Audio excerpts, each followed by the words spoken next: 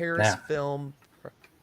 Hello and welcome to a HarrisFilms Productions uh, live stream promotion, kind of explaining what we have coming up in the next year. Uh, and we'll mute that. So sorry. Watch live now. Hey, Petco copycat Studios, Harris sometime. Film Good to see you. Productions, Harris Film Podcast. Yes. Yeah. Yep. We're going to be talking about what the project's coming up next year, what we've got lots to look forward to. Then a little bit later on, we're going to be watching the premiere of Christmas Krampus, a little holiday short, just a little lighthearted, uh, just special bonus for the holiday season. Just me shaking off some ring rust, so to speak. Getting ready for time to do the part of Commander Maj in the upcoming Task Force 78 series continuation. We've had the first installment already, correct, Harry? That's what I saw with Yes, on the Zan and crossovers. Shorn. Right. That Yes. was Directory of Possibilities. Yeah, it's a little complicated. And I'll probably drop out again, but sorry about that. That's just life. Let me try to explain the complications. I started a series with Jeff Barnes back in February, and it started out with episode 1 called Captain Roth's Final Message. Then I was going to write a sequel, which got delayed, and that episode would have been episode 2, obviously, because it's the rescue of Captain Roth, and the working title right now is called In Deep Mud, and so on and so forth. But we had already been working on a film since around September, October last year called the Xenocian Encounter. When we did a broadcast on NerdTube back in March during the premiere of the Captain Roth film, right after that, Vance Major approached us and said, "Hey, why don't we do some crossover films? I've got some ideas. I'll write you some stories. It'll merge some of your characters with us. And, don't worry about the heavy lifting. I see you're having some trouble getting help with like editing and stuff like that. So I have an editor. I have this guy and that guy, and we'll help you out." And so that's what we did. And I put the other stuff on hold for a while. And we filmed in March, April, May, and a couple of pickups in June or July, somewhere around there, for the 4 films. But out of the 4 films, we've only filmed 3. So the 4th film is at least, a fourth done. At least the Admiral's done all of his part. We've got to get the other actors that are involved to do their parts, and then we can start editing that. But in the meantime, there are other things going on. I mean, we have other ideas. I've been bouncing things around with the Admiral here. This is Roy Ivey, who plays Admiral Vanden Boss. And Major Rage is Mike Locklear. And you play Captain, I never can pronounce his name right. I wrote it down, but Maj, is that how you say it? Yes, Commander Maj. Maj? Yeah, it's like, what would the Klingon words most symbolic name? Maj. Little take on the screen name. Like, I'm not very creative. So, it being the holiday season, I thought, well, let's do something fun. Let's do something festive. And it occurred to me that I never heard Klingons ever talk about Christmas, but I had this notion that they would really embrace Krampus.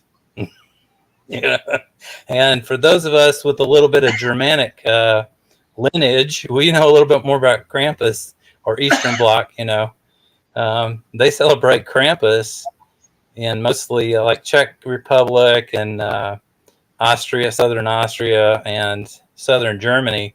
A little bit. It's kind of gone by the wayside because the character accompanies St. Nicholas, and he rounds up the naughty children and gives them wax and stuff like that. The The legend even goes so far as to say he kidnaps children that are naughty. So it's one of those old fairy tales that I just thought that the Klingons might actually embrace. It's kind of a Shakespearean type character if you think about it. And in our folklore of Star Trek folklore, the Klingons have embraced Shakespeare. So why not? And I have to admit that, Mike, you took it in the right direction. It's a little bit comedic. You brought it off as straight. You know, you're the straight man, and the script is the comedian. So Yeah, I it's think just, you did a great job. I tried to Using sell, the like, Adam West method. Yeah. indeed. No, I tried to like kind of look at it. A Klingon would take it very seriously, and but it's just kind of a little bit of an absurd situation, kind of premise. The you know, so I mean, it kind of the situation is funny, but you can have the humor by the more serious I could try to sell it, the more the dichotomy would show. And I thought that was where like the charm of the project really was in you don't think of Klingons as festive typically, especially not TOS ones that were shown in such an adversarial manner. You didn't. So I just thought that it was Right. a clever idea. We not really set up for a studio space here in the house, so I just took the opportunity. I had an afternoon where I was taking apart an old desk and putting in a new one. And while I had the half the room cleared out, we put up the screen. We did a few runs of the lines, and just working within the limitations that we had at that moment, I feel like we did the best job we could. I didn't realize we were going to release it at first. I wish that I had a little. Hopefully that was a pleasant surprise. I'm very nitpicky of my. Well, here's what happened. I am too. Believe me, I usually am. But it's the festive season, and I wrote it specifically for our Christmas special.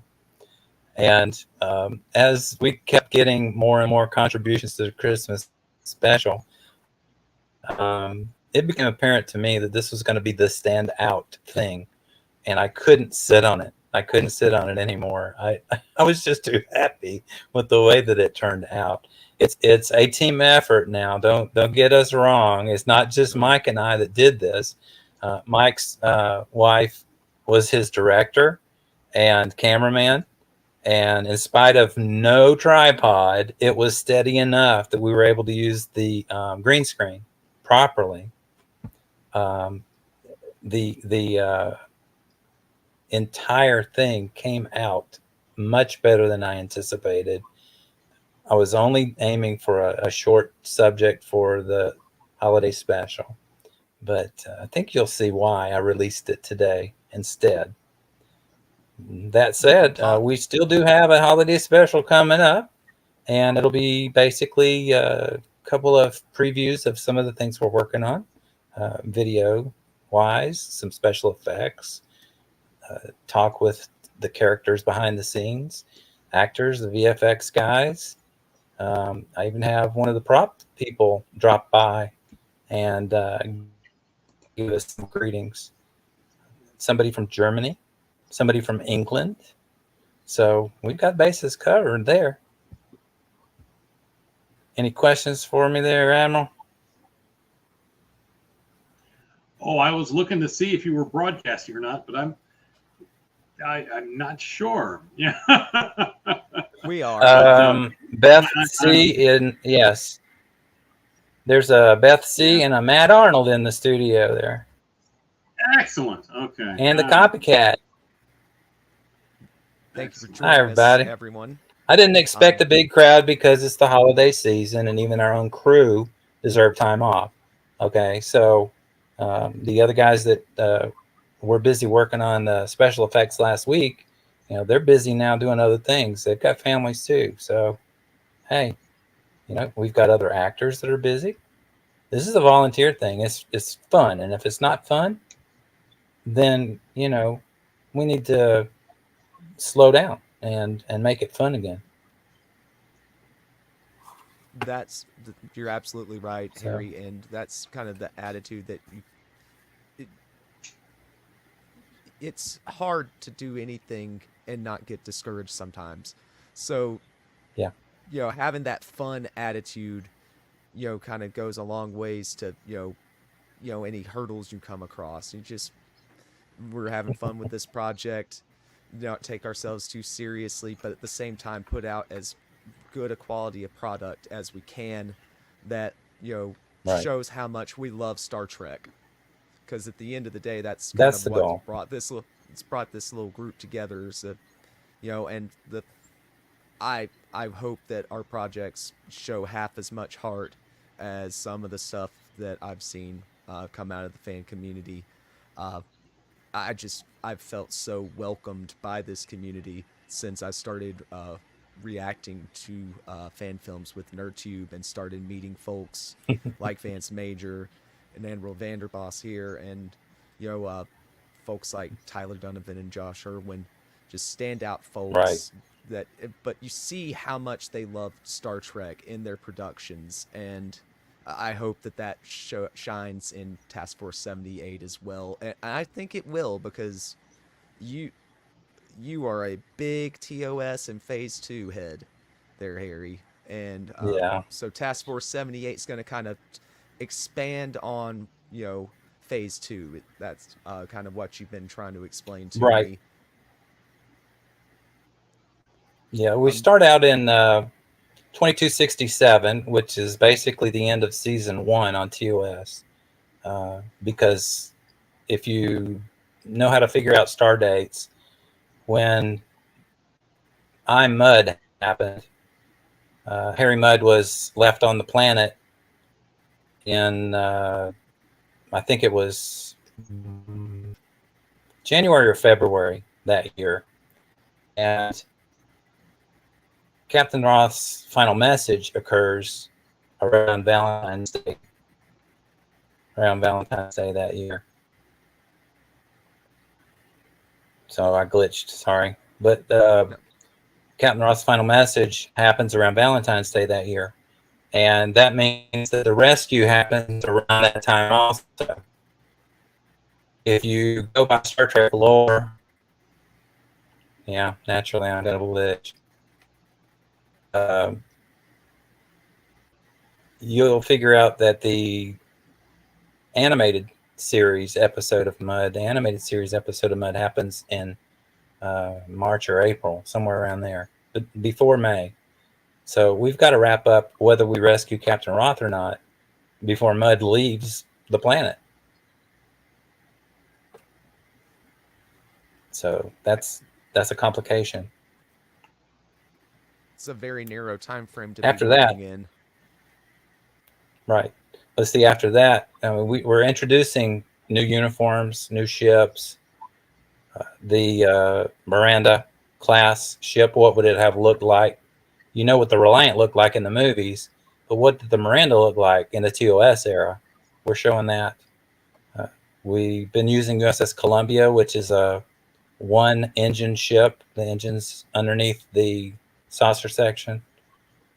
A lot of fan films have it in the background, but we brought Columbia, which is basically a spy ship, into the foreground as a star of its own show.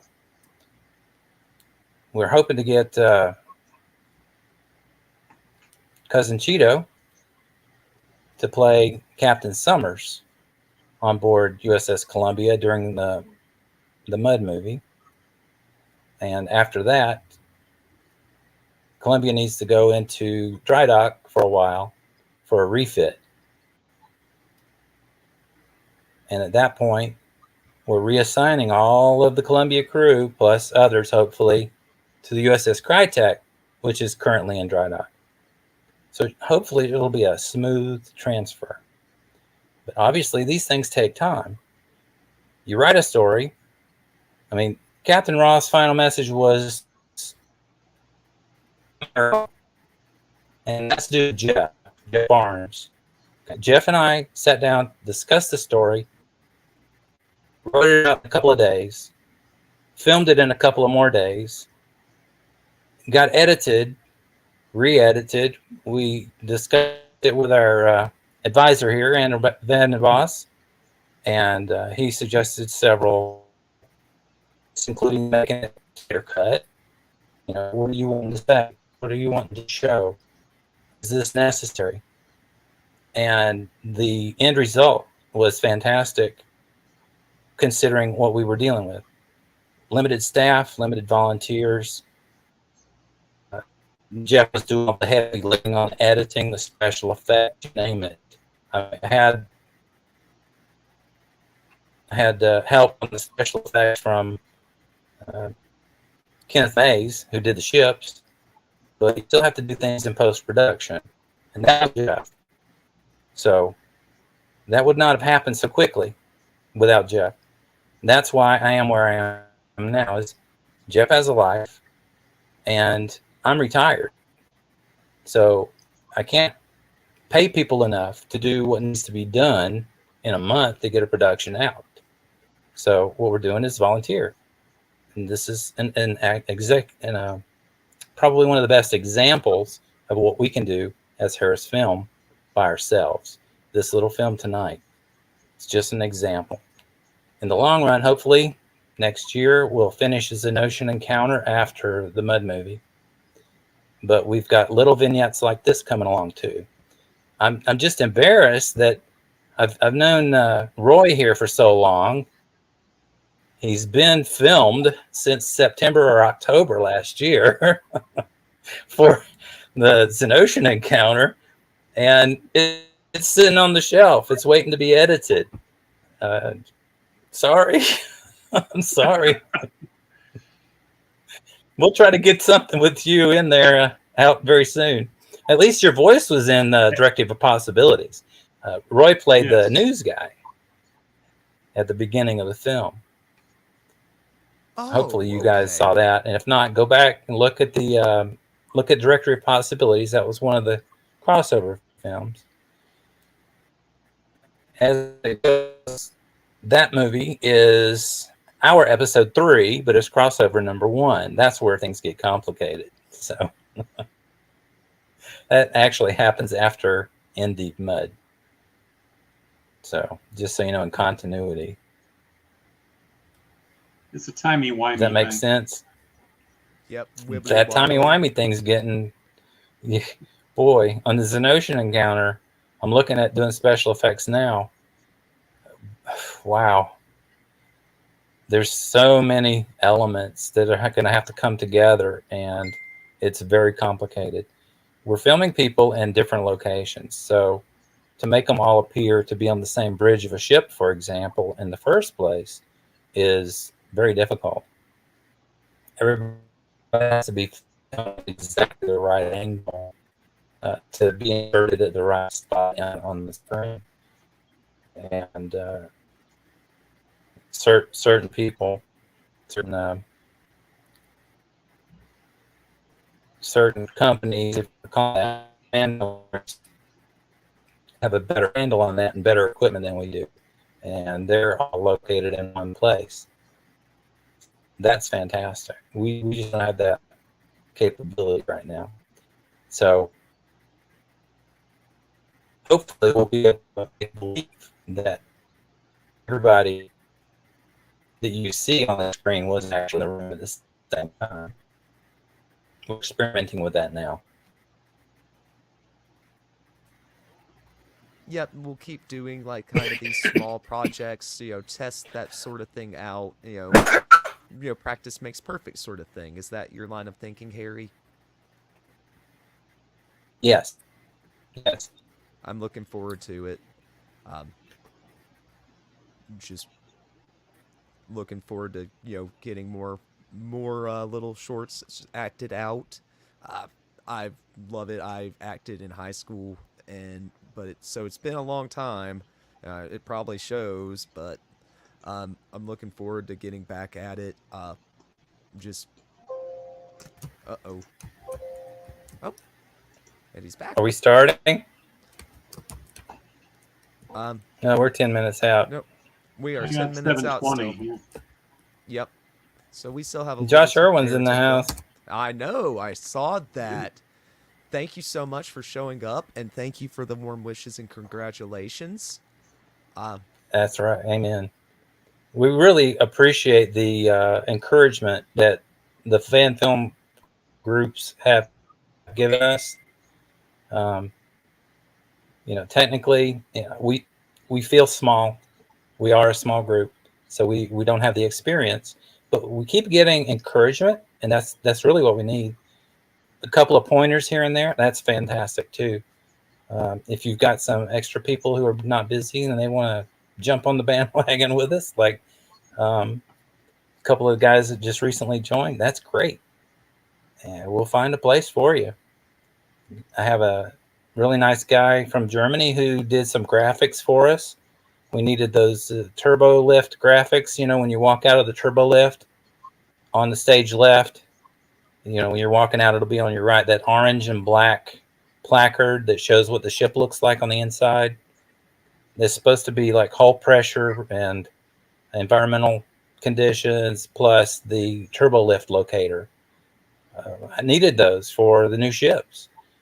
Gary Davis was kind enough to make one for me for the Columbia a couple years ago, but I still needed the Miranda and the Crytek. The Crytek's a brand new design. I mean, I worked with Ken Mays on the Crytek for months to get that the way I wanted it to be. Crytek is a special design. It's an experimental ship, an NX series ship. Well, we never had NX ships in TOS. That's right. We didn't, but we had them in Enterprise. So why would it be unbelievable to have an NX ship in TOS going towards phase 2? So that's what we did. And at a glance, you might think it's a dreadnought because it has 3 engines. The difference is on your dreadnought, the engine is not attached to the saucer. Crytek's engine is attached to the saucer.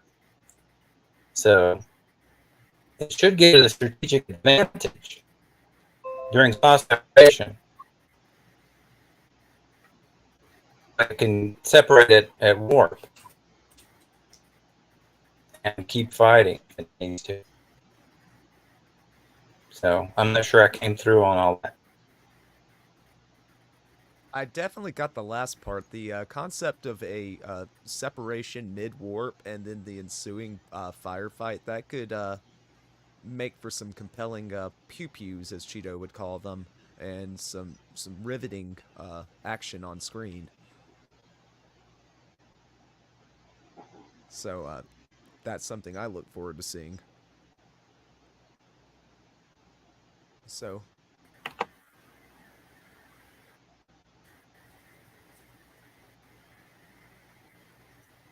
and he's back with us again. I'm back. Welcome Yeah, back, that's sir. going on.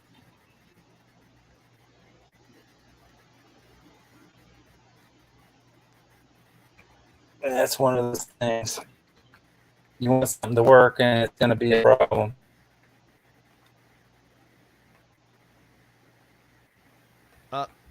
Nope, we'll just keep plugging That's along. okay. Nope, the little stream that could. I'm telling you, as this a small group, I feel like we're the little engine that could, and that's the thing.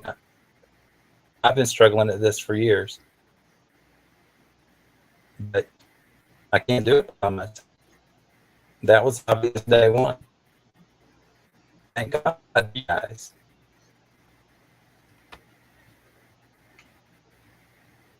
no, it always, all things in life are better through cooperation, and nothing worth doing is uh ever easy to do. And but just the outpouring of support from the rest of the fan film community has been, it's been heartwarming, and it's, helping us keep going here. And we've got, Yes. Admiral Vandenboss has been kind enough to join us tonight, and you've been involved,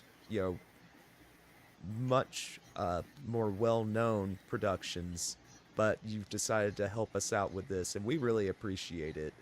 Um, what do you feel is different about Harris Films that we might bring to the table, kind of fill in, kind of find our own little spot in the film community? Well, I think we're taking a whole different look, trying to fill in that space between the TOS and the movies, and that we're trying to look at it as a logical progression from one to the other, and it's going to take a different path than what other people think, and we're also, in a way, looking out what it was like to, in the early days of the Federation, building out that a Federation outpost. The independence of a Federation outpost, and the idea that you've got the backing of the Federation, but they're not going to be coming over the hill to save you every single time. So we're going to find out a lot about the politics that involved and what it takes to actually live on the frontier, as opposed to just dropping by and saying hi. Sort of the realities of the situation. Things aren't as glossy as they might appear to be on that flyby when the starship shows up and makes second contact or whatever. But the people, the boots on the ground have a whole lot, a lot of concerns to keep something going out there on the far reaches of space. Supply lines, I imagine, could be short. Long times between shipments and such as that. Just, logistics would be very different than that of, more core systems. One of our advisors is Gregory Chin, and between he and Kenneth Mays, they know TOS backwards, forwards, and sideways, and they're also scientifically minded. So I said, how long would it take? Scientists, use your science brain, use your math. Tell me, how long would it take to get a colony from Earth to Salisbury Colony using warp 5 as the average speed? And they said it would take a year. So in our backstory, USS Columbia, the old NX Columbia, became an NCC Columbia after an upgrade. And one of the last voyages they made was to escort colonists to Salisbury Colony. And they became the only ship's defense for the whole planet until they were finally decommissioned and the colony was able to build their own ships. So the ship, the transport ships were then basically turned into cargo vessels and places to live and manufacturing facilities until they could establish the colony on the planet properly. And at that point, now, they had lost contact with the Federation for like 75 years. And in our time, the colony has their own academy that is a satellite campus of Starfleet Academy. So anybody who graduates at Salisbury Academy is automatically allowed to join Starfleet, or they can join the Defense Forces for the colony. So Task Force 78 was born out of that. All right, looks like it's about time for our show to start. It is. So, do you have our share out? Or is that on me? I don't know. Task Force That's on you. 78. Mhm.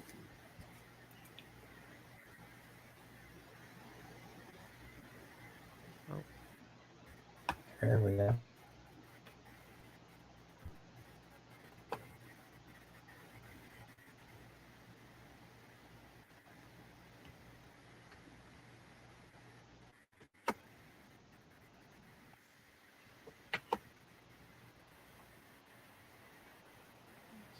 Go ahead and make it big screen.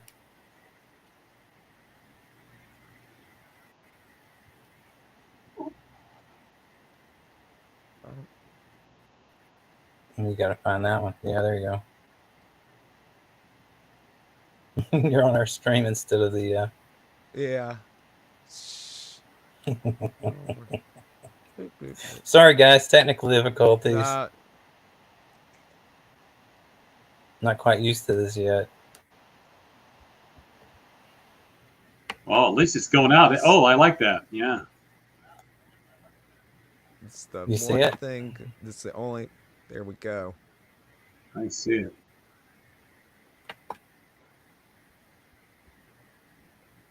See, I'm not seeing it. I'm sorry, guys.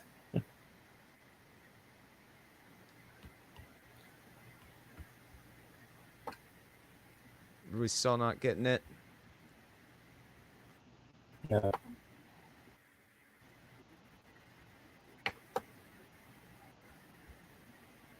Yep.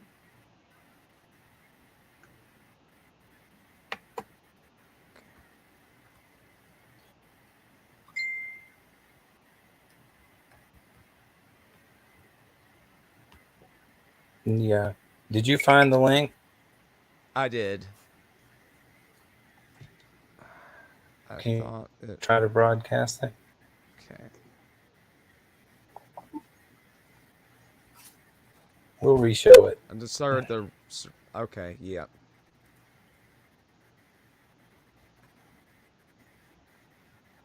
Yep. Tell you what, Okay. just go ahead Yeah. and let them do what they're doing on their page, and you show the file that I sent you, if that'll play. You got the raw video I sent you?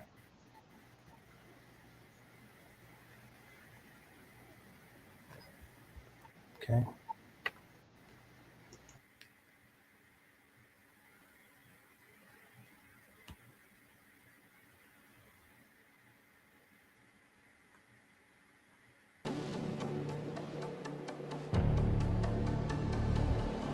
There we go. All right, everybody, until we're done.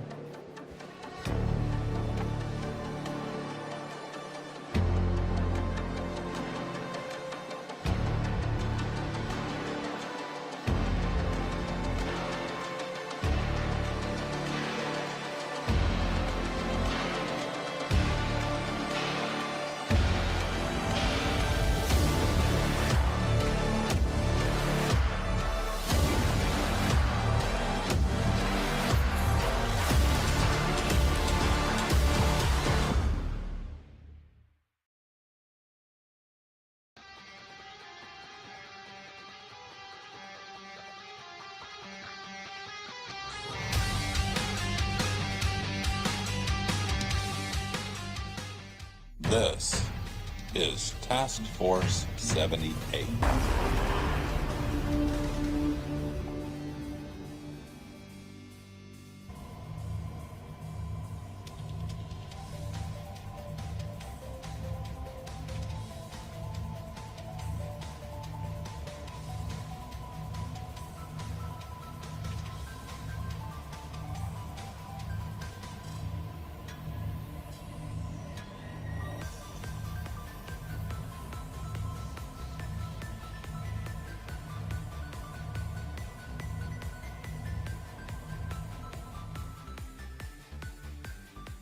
Personal log. Commander Marsh speaking. Today I record a log about of all things a human tradition, one known as Christmas. A time of joy, they say, but I have found something in this celebration that resonates with the heart of a Klingon warrior. There is this character known as Krampus, a punisher of the wicked and the misbehaving, a demon who separates the worthy from the unworthy. Yes, this Krampus, he knows what it means to be a warrior, to feel the thrill of victory. In this strange holiday, I find a connection to our Klingon ideals. And so, this tree I have decorated with blades and warrior-themed decorations. It symbolizes not only Christmas, but the spirit of a Klingon warrior. Krampus understands what it is to be a warrior, the thrill of battle, the joy of victory. To Krampus, the true warrior's holiday. And so, on this Christmas, I will also raise my glass to all my Klingon kin on Kronos. May your victories be swift, and may your enemies tremble at your feet. Kapla! Shuvwe, Chirung, Edge, Chikuk, Chirung Mo, Edge, Chikuk Mo, Chishov, Chiboch, Edge, Chiboch Mo, Edge, Chiber Mo, Chishov, Kamushcha, Edge, Kane.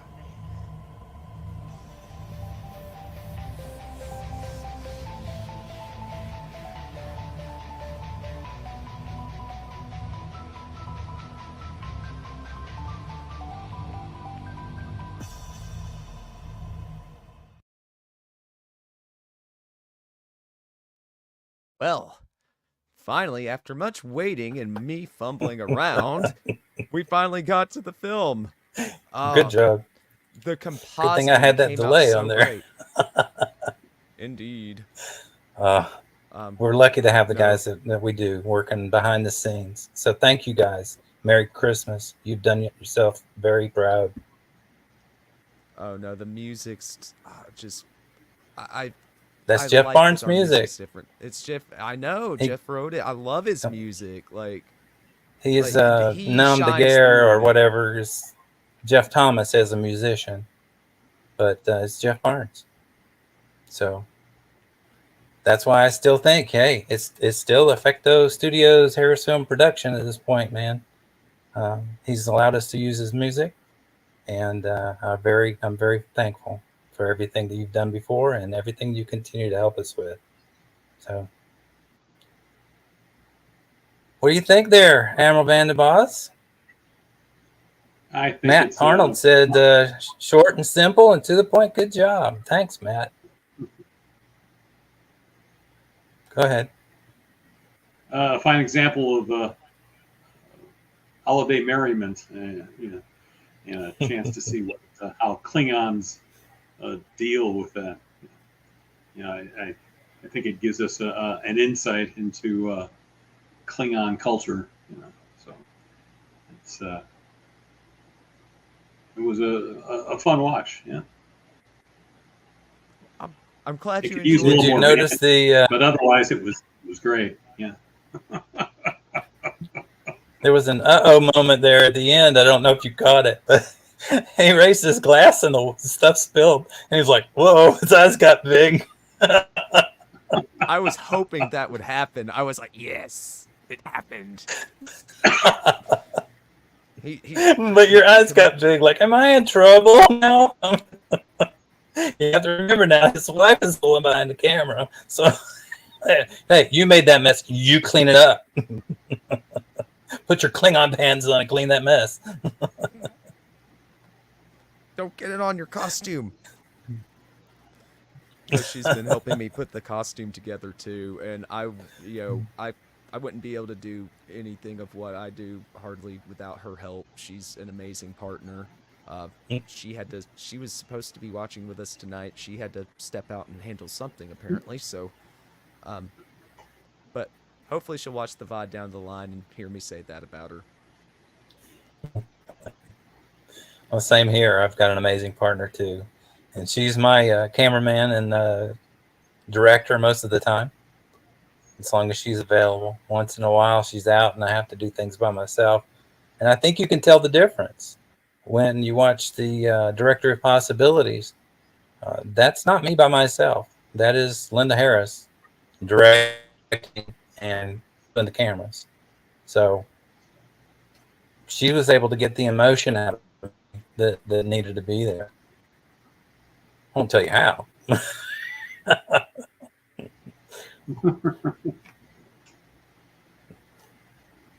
Does she inflict pain? Like a ruler or something? More empathy, more emotion, more emoting. I don't know how to explain it. She's able to say, like, well, that's not how you normally talk. Or,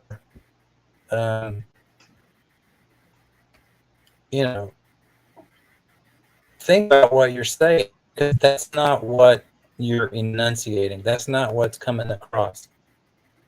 You put yourself in that character. You've done the character. Okay, now put yourself in the situation. So it's the same type of advice that I give other people when I'm directing. It's just, as an actor who is a director, it's difficult for me a lot of times to take that advice. When I do, you get Directory of Possibilities type quality. When I don't, then you get some outtakes that go on the floor, or bloopers. So that's what I'm saying. It's a team effort. We're lucky that we have the people in the group that we do, that have the talents that they do and the time, and they're able to come together with me. And just like tonight, I mean, you guys could be out at some holiday party or watching a game or something, but you decided to spend the time with us, and I appreciate that. Thank you very much. I don't know. You're in St. Louis. Everyone is. It's always a party in St. Louis.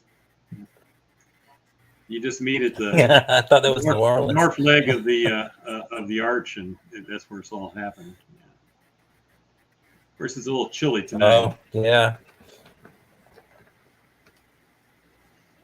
I'm told it's a very exciting town. They usually say dangerous, but St. Louis? Yeah, I think it's exciting.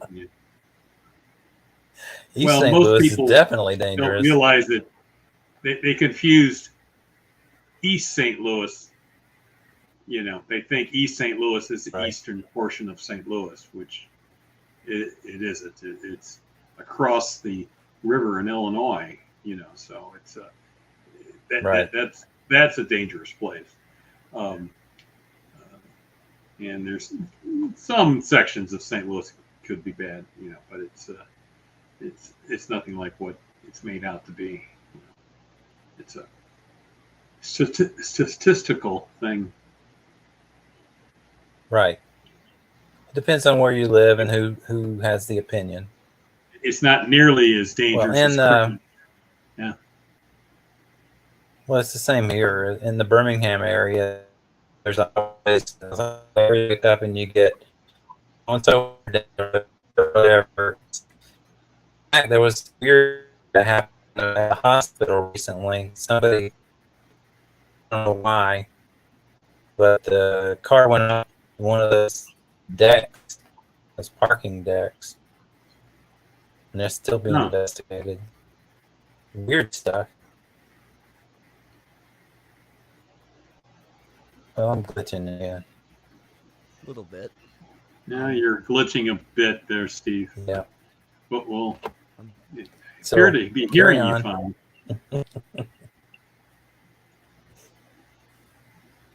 But Mike, ask Roy about the groups that he's associated with, like the theater group and don't you still do a dinner theater kind of thing, Roy? Oh, that's fun. I have done comedy sports, which is improv played like a sport. I haven't done that lately. I do like dinner theater. That's fun to do as well. Those are a lot of fun. And it helps your acting, especially there, because it's it's not the script supporting you. You're just taking each additional idea and then just flowing with it and accepting what comes to you, and just adding something to it. Yes, and yes, so and the fundamental rule of improv. That's good. I've been doing some Doctor Who audios, drama, with Man at the Desk productions, and that's been a lot of fun. And I've got a Star Trek one that Jed Rose is also doing. That's going to be coming out later this year in April, and then it's going to come out once a month, and that should be a lot of fun. I wish it was live action. That would be fun, But I play another admiral. I'm typecast, so. But it's a lot of fun. You could be worse. Yeah. You could be the flunkies on lower deck. Yeah. It could be I think being an admiral is better than being typecast as an ensign. Like somebody else we know. Right. Sir Kim. I'm sorry, it says here in the script, Ensign Kim. You're not getting promoted. Or Garrett Lang. Sorry, Elizabeth. Even the future one from that one episode of Voyager that traveled back in time, he was still an ensign. That was sad. Well, hopefully you'll notice. Are we going to talk at all about how Earth traditions seem to be pre-existent in the universe before we get there, and how we need to read the original Shakespeare in Klingon? It's odd that that probably should make its way into a script somewhere. Yeah, I mean it's what do they call that with terrible when we have parallel development happening on in different places, but how Klingons can have Shakespeare and also have Krampus and Santa Claus, and they have their own versions of that. I'd be curious to see them over there. I just got done watching I have my own theories. Next Generation episode where they were talked about Klingon gods and how let's see, they had a Klingon god named Feklar. I don't know if he was like our god or not, or if they had. I think they have multiple gods, Klingon gods, or used to before they killed them. Right, they overthrew them. Yeah. It's similar to the Greek mythology, where the Titans were in charge, and then the Greek gods took over Olympus. The Titans were in charge, and the Greek gods were their children, and they overthrew their parents and became the gods. It's similar. A little bit. Yeah. I can see that.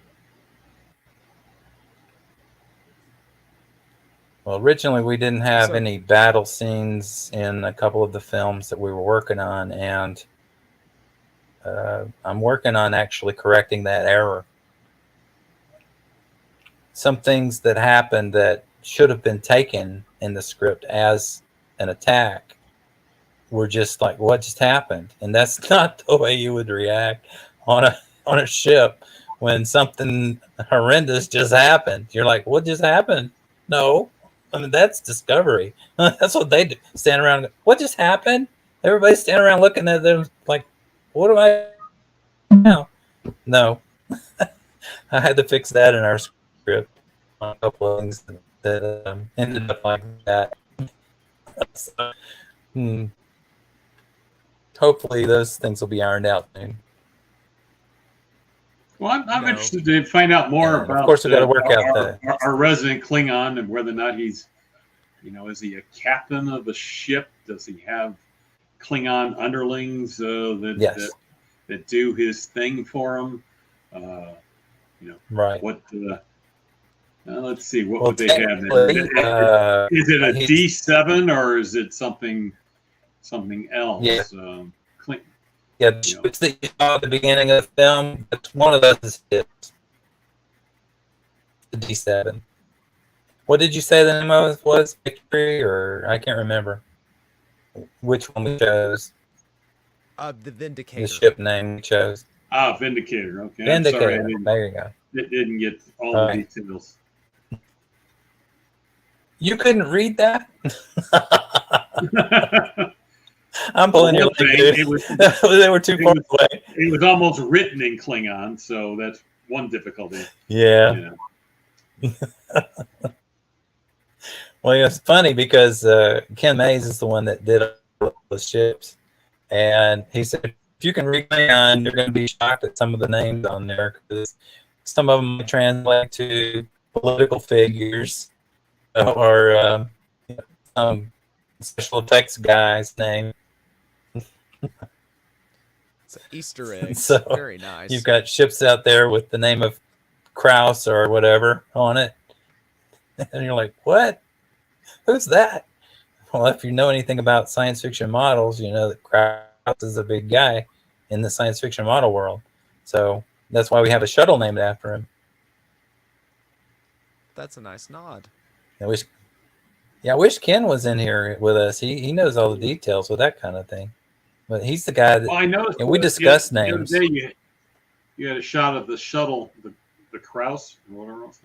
Right. And Yeah. I hadn't realized or missed how much you've changed the front of the ship. With the. Oh yeah, it's a totally different design. With the At a curve. glance, you think it's a Galileo type ship, but it's not. It's larger. Yes. It's more like a Winnebago size instead of a mini size. But you really can't tell by looking at the images because you have nothing to compare it to in space. You got to wait until you see it in the hangar bay and decide, okay, is this hangar bay the same size as the Enterprise? Yeah. Okay, then. That's taking up a lot of space. Right now we've decided that the ship can hold 2 of that size and 2 shuttle pods. If anybody else comes on board, they can store the other ship, the other shuttle. But to keep things operational, we'd like to keep the shuttle pods, at least 1 shuttle pod up in the bay and 1 regular shuttle in the bay. And those things can be used on commando raid or rescue missions, medical transport, going on shore leave, whatever. It can carry quite a few people. They have bench seats on the back, in the back. So different configurations you can put in there, like a minivan or a Winnebago with this. You can put a table and chairs, or you can put 2 benches on the sides like helicopters have, whatever you need. Plenty of cargo room in the middle. So, Ken's done his research and he knows the dimensions of everything that he designs. So I'm very impressed. I like the look. The shuttle is very aesthetically pleasing. It has what looks like warp drive engines. I haven't asked him about how fast it can go or any of that. It's not come up in the story. And so far, the only reason to have the shuttle in the story was because in one of the stories, like I said, we're transferring from one ship to another. So as one ship is going into the shipyard, people are going ashore and they're coming back to the new ship. So there's a scene in an upcoming film called The Blue Stuff where Maurice Lynn and Randy Swiney are the pilot and the co-pilot on the Kraus. They leave the planet and they're going back to the Krytech. Well, this happens after everything settles down in the crossover films, and we've decided that now we can man the Krytech again. So they're the last two people to board the Krytech, and you get to see that in that film. It's a short film like what you just saw, but it'll be coming up soon, probably around the beginning of the year. I'll probably do it on New Year's Day. Do another premiere New Year's Day, New Year's Eve, whatever. Is that a crossover film or what? Or it's a beautiful thing. No, that's just, here's what happened on that one. It's beautiful. I was discussing the special effects with Ken, and he's like, "Oh, well, you need to see this." And he showed me the shots. I've shared some of the still pictures with you guys, and he showed me the shots. This is what it looks like. Then he started doing the special effects and showing me the videos. And I said, this is just too good to sit on. I have something I want to do with it. So I dusted off some stuff that we filmed back in October last year with Maurice Lynn and Randy Swiney. We were doing this Ocean Encounter. We filmed all of the helm and nav parts for both ships. So they were sitting in the chairs, and then they swapped spots and costumes for the other ship. I've told this story somewhere else, so Joshua Irwin's already heard this. But they did I said, okay, we're done filming. I have an idea. Why don't you do some ad libs? And they're like, I don't know what are you talking about? I said, you're off work. It's all done. It's time to go relax. What would you do? You're on the starship. Your shift is over. Somebody's coming to walk up to your station and take over. Now what? Make plans. And so they did. And they did it 2 or 3 times. And I took the best of each of those, put it together as a little skit, and put them in the shuttlecraft instead of on the ship. So that's the blue stuff, and that'll be coming soon. Something to look forward to, because you get to see their acting, their improv, and the ship. You get to see the Krytech in the dry dock, and you see the new shuttle, Kraus. So it's a win-win. Look forward to that a lot. Something that I love about Trek fan films and is just, telling normal, human stories on alien worlds, and just the regular, bringing things down to earth or to home when it's far away. It's set in Trek, but these are stories that you don't have to know a ton of scientific or sci-fi jargon to follow. It's a story that anybody can relate to with wide appeal, just set within the Trek universe. And I feel like that's one of our main goals. Yes, tell stories that have a wide appeal. Yeah, well, I think we did that with your film. It was an idea that was just in the back of my head. I did that with you.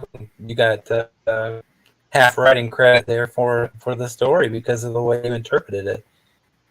I'm telling you, it started out as just little inkling. What would a Klingon do? Why would a Klingon embrace Christmas? Well, he wouldn't necessarily embrace Christmas, but if you knew about Krampus, hey, that's a different story.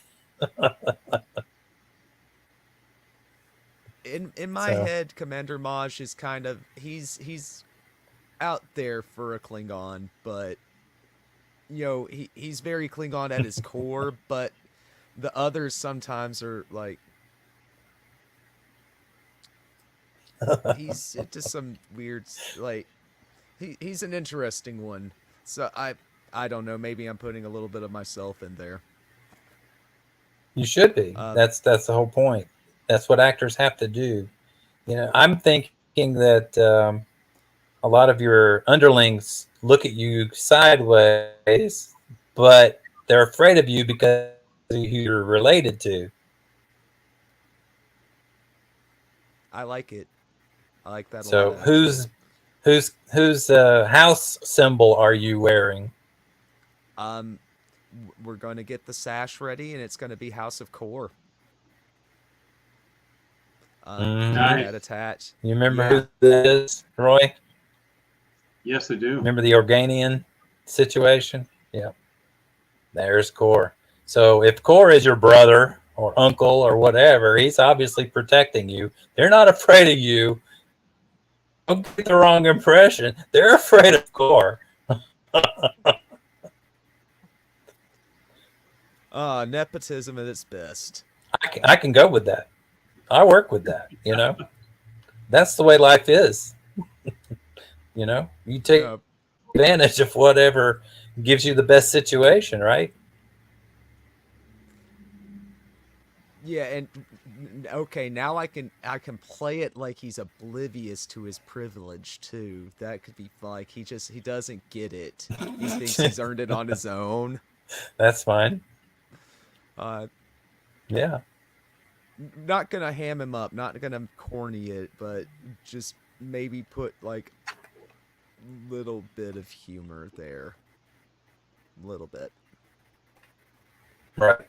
And that's the thing is with the scripts too. I think you'll notice in the scripts that there's a little bit of humor to break up the whole story. You've got something going on that's too intense, and then something kind of funny happens to break that up a little bit so that you're not overwhelmed. But it's not over the top. There's real action in both in all of the films, crossover films, and the other two that we've been working on a while. It's an ocean encounter. There's a situation where, hey, if I do the wrong thing, not only the ship blows up, we might destroy that whole sector. I'm cheating here. So, Captain, if you listen to me, it's one thing for us to disappear, but we might be taking out the whole sector. That's a lot of lives. That's up to the captain, though, right? And you got a whole team to deal with it, but the captain has to make that decision. Do this now. This is the line. Nobody goes past this line. Or, okay, leave the engines alone. Don't risk it. And let the bad guys get away. Or come farther into our territory and take over. They could destroy our ship. What are you going to do? So there are tense moments, but there's also a little bit of humor. At one point, the situation is very confusing. So the captain asks a question, and the computer is on voice activation. So the computer answers the question, but he gets it wrong. He misunderstood the question. So basically, everybody turns and says, "Shut up! Computer, deactivate! Shut up!" Okay, let's get back to what's going on here. Only one person talking at a time. So you know those M5s were always a little glitchy. Thank God we didn't go with an M5. Right? Jeez, can you? Oh, great episode. Can you imagine? M4 was bad enough. On maneuvers, and that is really actually a very serious film. Yeah. And a human was involved in it, and that was the creator of the M5, and that, and it's a great burden on Kirk, that he was in command of a ship that, took out, another ship, what was it? He destroyed one of them. Killed everybody aboard the M5. Right. So I don't blame him for that, but technically, it was under his watch. So it's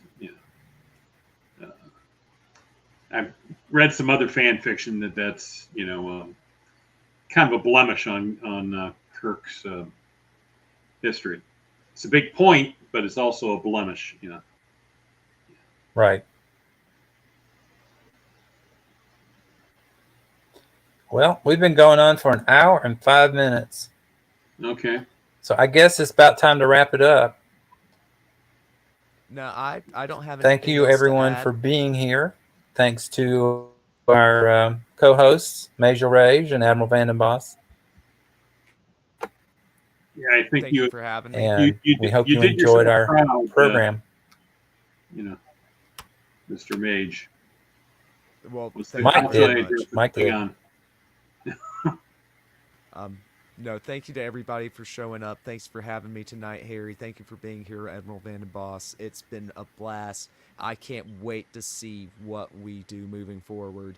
Looking forward to seeing more of the crossover films get released, and getting the Xenoshin encounter filmed and put out. It's lots of great stuff coming up down the line from HarrisFilm, Specto Studios. So you definitely want to make sure you stick around and see what we put out in the coming year. To that effect, should hit the like button on this video and subscribe to the channel. The bell icon will help you get around that wonky YouTube algorithm. It can be weird about notifications, but if you punch the bell, you get every one. There you go. With that being said, be looking for our little Christmas special next week. All right. Excellent. So at HarrisFilm, good night, everybody. Christmas. Yeah. Thank you for joining us. Good night. Merry Christmas and a Happy New Year.